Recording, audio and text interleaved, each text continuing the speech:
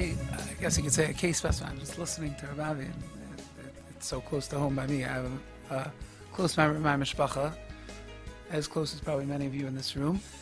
And I'm just going to fast forward to what happens when there is that negativity. I don't even mean by the parents. I don't even blame after the parents. But I know that I made a simcha this week, and there was a close member of my mishpacha who doesn't come to simchas anymore because Pashat, she can't be seen by people because she's embarrassed, Pashat, of how they're going to look at her and how they're going to think of her.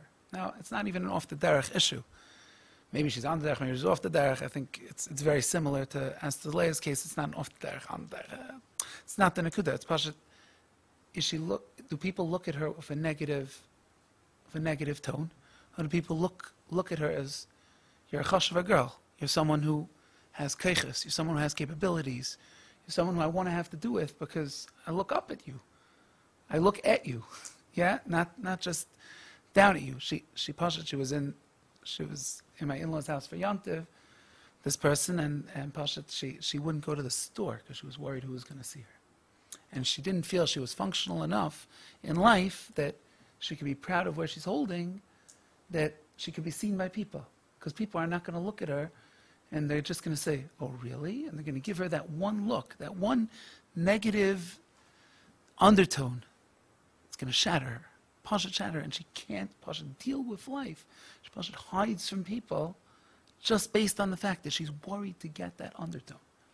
That negative undertone is what's going to change her, what's going to break her, that's what Rav Avi's saying. I think to protect from that, to stop ourselves from ever getting to that point, chas v'shalom. But if I can't, make it a positive undertone. Make every interaction that we have positive.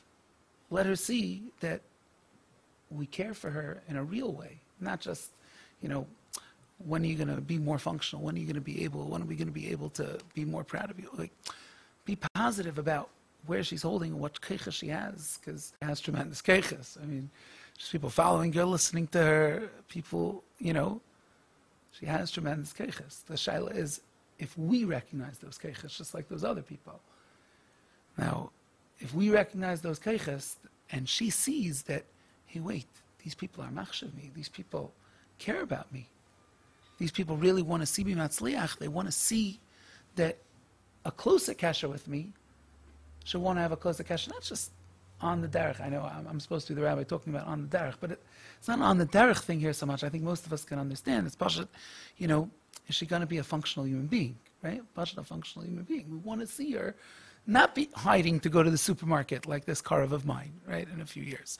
Not hiding to meet with mishpachas coming, oh wait, I'm going to my room, I don't want to see them, right? I don't want to be in their presence because who knows what they're going to say, who knows what they're going to ask me, what am I doing, how am I this, how am I that, right? Chas Hashem, I mean, this is what we're here to protect. And Baruch Hashem, there are people like Rav Avi and our parents who we got to do something now, right? I wish I could say that it was done for my HaRav Mishpacha at that time when it was able to be done. I don't blame anybody because I don't think this was around then.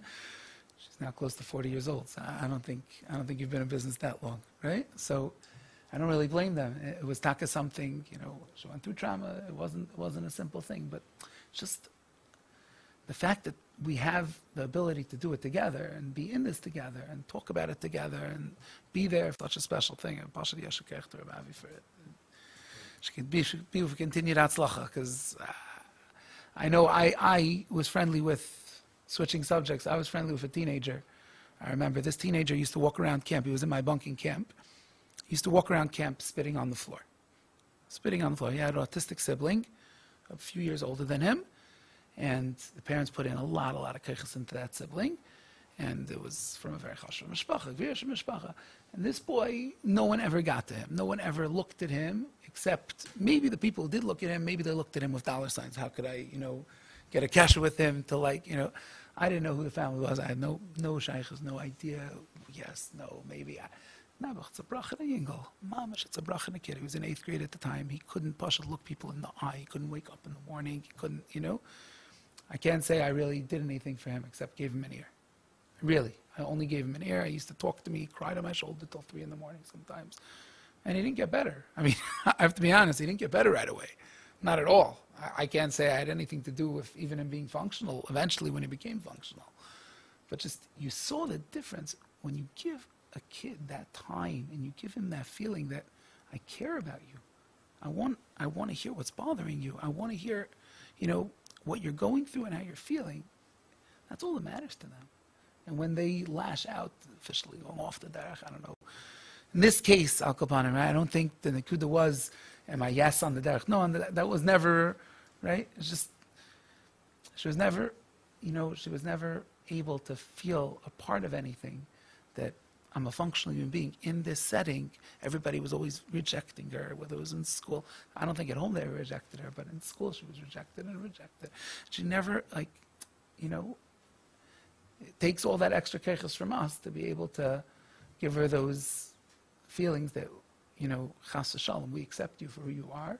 And not only accept you not on a basis of, we have to accept you, so we're going to accept you. No, we accept you because we see your potential and we see your keiches and we want to help you build them. I think that's why we're here. I'm probably not the best person to be able to do it, but you have a true kasha with her. You probably could do it in a real life. And that's why we're here, and that's, I think, what everybody understands is their job. I should be matzlech in it. That's Hashem.